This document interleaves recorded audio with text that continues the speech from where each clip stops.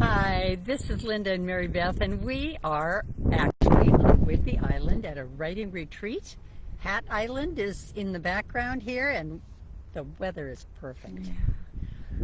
We are here to talk about I can't catch my breath. That is a situation that sometimes the bereaved experience. One of the widows said, "It's constant. I had no idea how hard it would be. The depth of grief is astounding. Sometimes I feel like I can't even catch my breath." You know, intense grief has an effect on our whole body. Sometimes we notice, and sometimes other people notice, but it packs a powerful punch. Emotionally, physically, mentally, spiritually. Yeah. Sometimes we don't want to go back to church. It just sends us flying. We forget. We get clumsy. We might be low energy now, and we weren't before. We might get sick more often. Our immune system took a powerful punch, and we are left to cope with the after effects. That's right.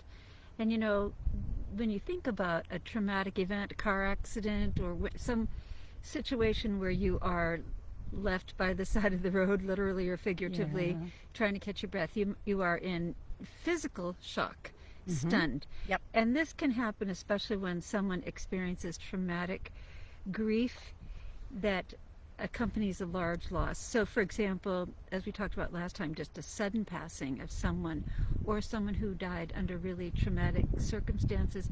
People experience this in war situations as well. And you know, even lately we've received calls from missionaries in Ukraine, Poland, Russia, for some of our books to be translated into their language, because there's so many widows and they are obviously experiencing traumatic grief. So some of the symptoms of traumatic grief are similar to those when a person has typical grief, you know, like not having trouble sleeping, nightmares, things like that. Loss of a job. Yeah, but we're talking about, what we're talking about is PTSD symptoms then that get tagged onto grief.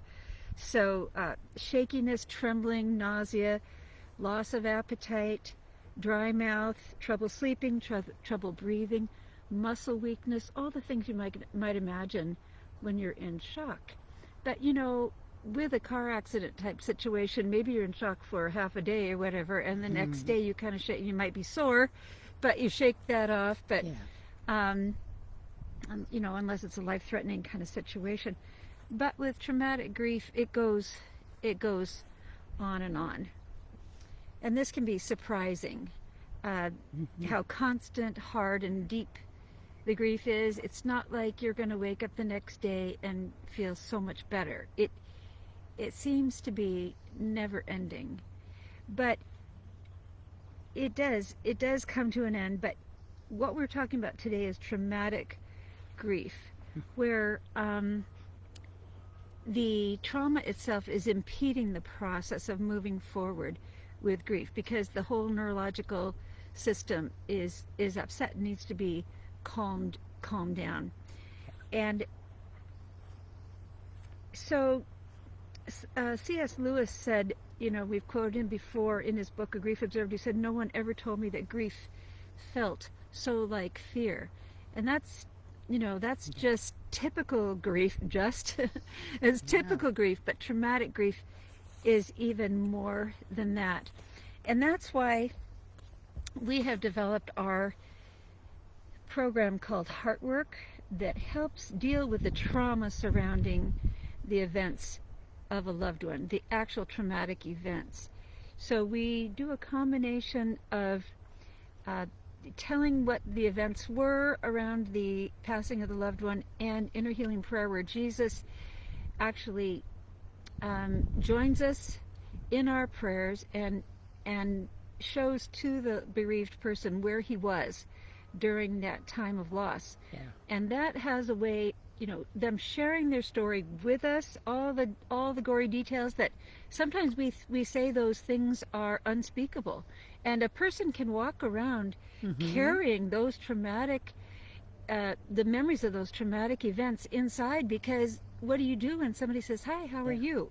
Well, Do you have an hour? I keep thinking about when this terrible thing happened or that terrible thing, and I can't get it off my mind. And that's why heart work is so valuable.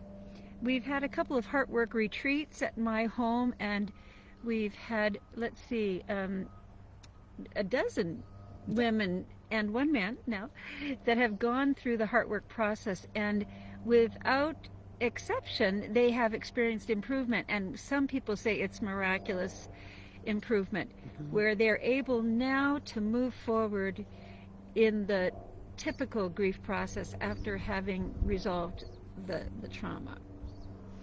So stay tuned. We are working on a heart work book, and Lord willing, we'll have some more heart work retreats in the future. If you know anyone who has suffered traumatic grief, you can send them our way by going to thewidowsproject.org.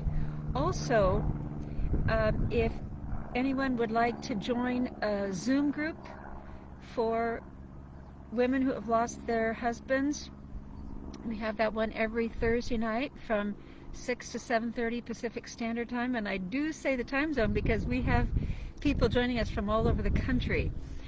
We also have a Zoom group for ministry widows every Monday morning from 10:30 to noon. And if you go on our website, you can get the information for that. Contact us, send us your email address, and we will send an email right to you with that link. So God bless you.